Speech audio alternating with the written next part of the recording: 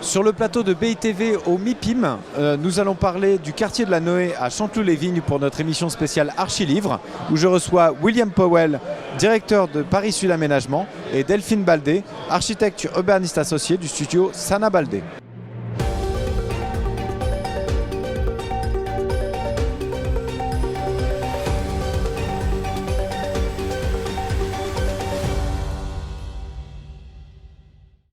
William Powell, Delphine Baldé, bonjour. Merci de nous rejoindre sur le plateau BITV au MIPIM. Vous avez parlé, donc on va parler du quartier de la Noë à Chanteloup-les-Vignes.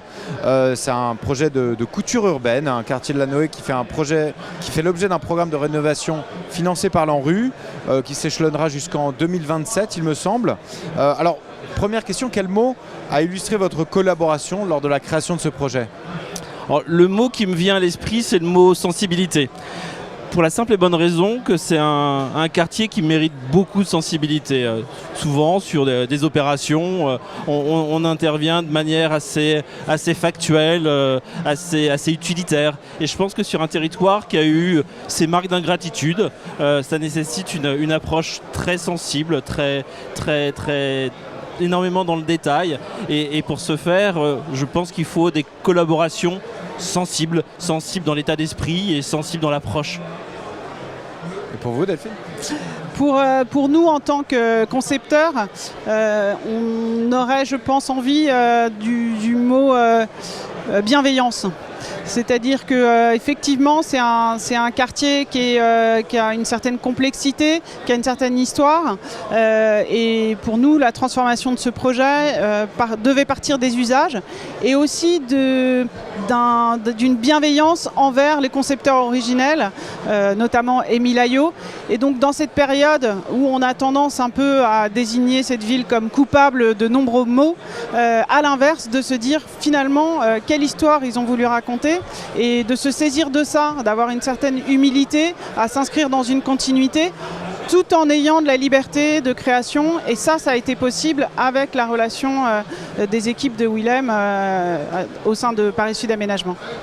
D'accord, une bonne transition pour ma question suivante. Du coup, comment s'est déroulée cette relation architecte-aménageur tout au long de la création de ce projet ? Alors, je pense que la collaboration, elle dépasse la relation architecte-aménageur. Il y a des acteurs qui sont extrêmement importants, qui sont les acteurs du territoire, que ce soit la communauté urbaine Grand Paris Seine Ouest, Grand Paris Seine Ouest et Est, GPSO. GPSO. Et puis surtout la ville de Chanteloup qui s'investit énormément sur ce territoire. Je parlais d'interventions sensibles. Ces interventions, c'est une sédimentation d'interventions au cours de plusieurs décennies, de manière à réparer et apporter de la bienveillance sur ce territoire. Donc notre travail, c'est un travail collaboratif avec l'ensemble des acteurs de ce territoire, de façon à ce que ça soit un projet porté. Et comme tout projet porté, il doit être appréhendé, apprécié, on doit convaincre tout le monde. C'est pas un sujet de compromis, c'est un sujet de conviction. Donc c'est véritablement un travail partenarial à une échelle qui dépasse celle de l'aménageur et de son urbaniste. Sur comment on fabrique un projet sur le temps long, parce que c'est une relation qui est sur plusieurs années.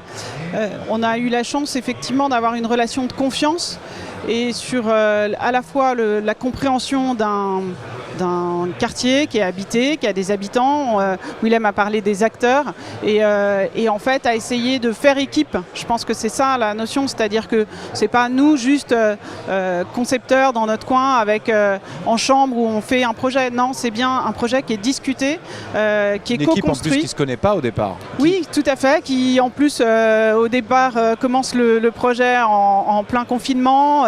Donc avec voilà, comment on fabrique un projet tous ensemble autour de la table et surtout donc quand je parle de confiance, c'est-à-dire il faut donner suffisamment de liberté, un cadre suffisamment précis, bien savoir poser la question et être en capacité de défendre ensemble. On a la chance d'avoir une maire très impliquée qui connaît très bien son quartier, qui connaît bien ses habitants et qu'il faut un peu aussi challenger, mais qui a une capacité d'écoute. Et ça, c'est possible que si on est capable de se faire confiance, si on se suit. Parfois, il y a de la prise de risque. En revanche, à d'autres moments, il faut être très pragmatique. Et donc, c'est cette combinaison subtile. Il y a un côté un peu danseur, quoi. C'est-à-dire à la fois, il faut réagir sur le moment, et en même temps, c'est comme si on faisait des gestes très, très, très lents. Et c'est ça qui est aussi bien, c'est-à-dire qu'on va changer l'avenir de ses habitants, mais on est en train de le faire tous les jours. D'accord. Alors, maintenant que le quartier est bien lancé, comment est-ce que vous le voyez évoluer dans les 10 prochaines années? Parce que livraison 2027, si je vous donne 5 ans, ça fait peu de temps. Dans les 10 prochaines années, allons-y. Je suis intimement persuadé, et je ne peux pas dire autre chose parce que la ville se construit avec le temps, c'est que notre intervention, ce n'est pas un aboutissement, c'est une pierre à un édifice. Tout à l'heure j'utilisais le mot de sédimentation, c'est véritablement une couche nouvelle que l'on intègre, que l'on incrémente au quartier, et d'autres interventions seront nécessaires. Alors, effectivement, notre intervention contractuelle s'arrête en 2027, elle ira sans doute un peu au-delà eu égard au monde économique d'aujourd'hui, mais le quartier continuera à devoir obtenir ces nouvelles couches de sédimentation apportées par d'autres interventions, d'autres acteurs. Alors, je m'aventure comme ça, mais j'aimerais bien utiliser le terme de réconciliation. C'est-à-dire que c'est pas forcément on était en moment de divorce, mais c'est vrai quand même que dans la capacité de se réapproprier des espaces publics, la maire a apporté un projet qui est très intéressant, qui est sous la forme d'un projet scolaire. C'est une cité éducative. Donc dans quelques années, pour les habitants, il y aura ce totem un peu d'un espace éducatif. Et nous, on s'est beaucoup inspiré de ce projet pour développer un projet urbain. Et donc je pense que déjà, en fait, réouvrir le quartier, le redonner aussi, et je parlais des usages, c'est un projet qui part des usages.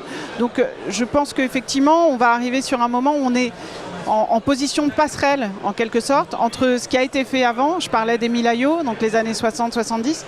Il y a déjà une transformation qui a été faite dans les années 80-90, et puis là, on est effectivement dans une nouvelle dynamique qui est aussi plus consciente du réchauffement climatique, d'enjeux environnementaux. Et en fait, on va passer les cartes à un moment donné aussi à quelqu'un d'autre. Et c'est bien ce côté maillon qui, au fur et à mesure, écrit une sorte de partition continue. Avec Willem Pauwels et Delphine Baldé, merci beaucoup pour votre témoignage, pour cet échange. Et je vous souhaite à tous les deux un très bon MIPIM. Merci pour votre invitation. Merci beaucoup. Merci à vous.